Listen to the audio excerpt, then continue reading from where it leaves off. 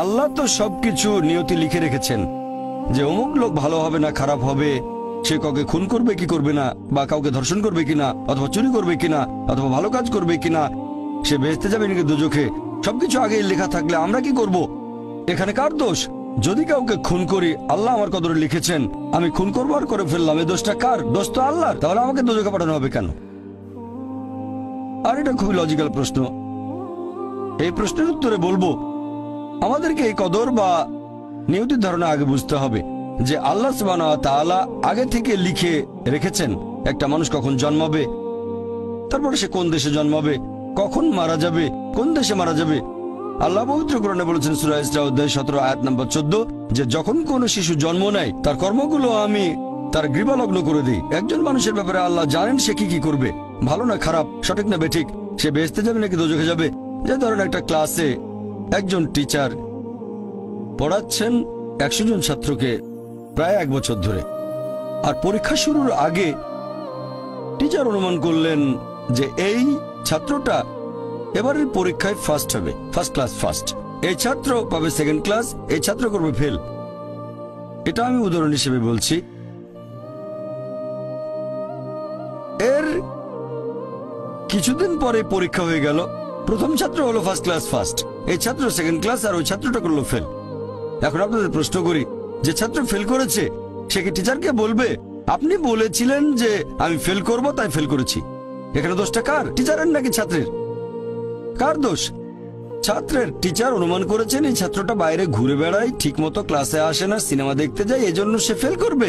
ওই ছাত্র মোটামুটি মাঝারি, এই ছাত্র খুব মেধাবী, অনেক পরিশ্রম করে, তাই টিচার পরীক্ষা শুরু হওয়ার আগে অনুমান করেছেন এই ছাত্র হবে ফার্স্ট ক্লাস ফার্স্ট, এই ছাত্র সেকেন্ড ক্লাস, ওই ছাত্র ফেল। তারপর আসলে ওই ছেলে ফার্স্ট ক্লাস ফার্স্ট, এই ছেলে সেকেন্ড ক্লাস, আর ওই ছাত্র ফেল। টিচার অনুমান করেছেন, তার মানে এই না যে দোষটা টিচারেরই হবে। টিচার সবাইকে পড়িয়েছেন সঠিকভাবে, সমানভাবে।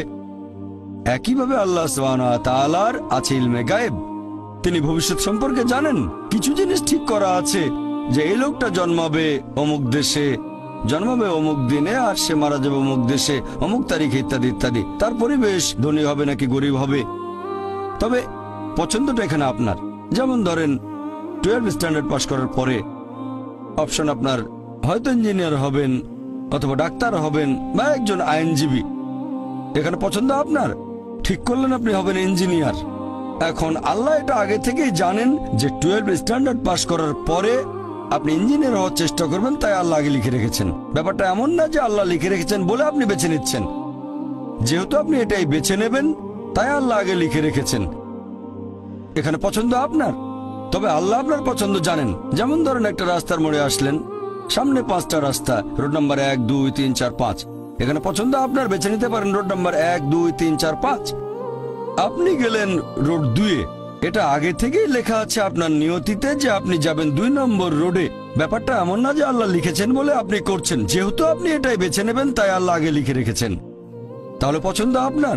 আপনি চাইলে টাকা উপার্জন করতে পারেন ভালো কাজের মাধ্যমে, হালাল উপায়ে, অথবা পারেন চুরি করে হারাম উপায়ে। পছন্দ আপনার। ধরেন চুরি করলেন, এটা আপনার সিদ্ধান্ত, তবে আল্লাহ আগে থেকে জানেন যে এই লোকটা সহজে টাকা পেতে চায় তাই চুরি করবে, তাই আল্লাহ আগে লিখে রেখেছেন যে এই লোকটা 25 বছর বয়সে চুরি করবে। এখানে দোষটা কার? দোষ আসলে আপনার, তবে আল্লাহর আছে ইলমে গায়েব, তাই তিনি আগেই লিখে রেখেছেন। সিদ্ধান্তটা আপনার। আল্লাহ তাআলা মানুষদের দিয়েছেন স্বাধীন ইচ্ছা, আপনি আল্লাহ তাআলাকে দোষ দিতে পারবেন না আপনার পাপের জন্য।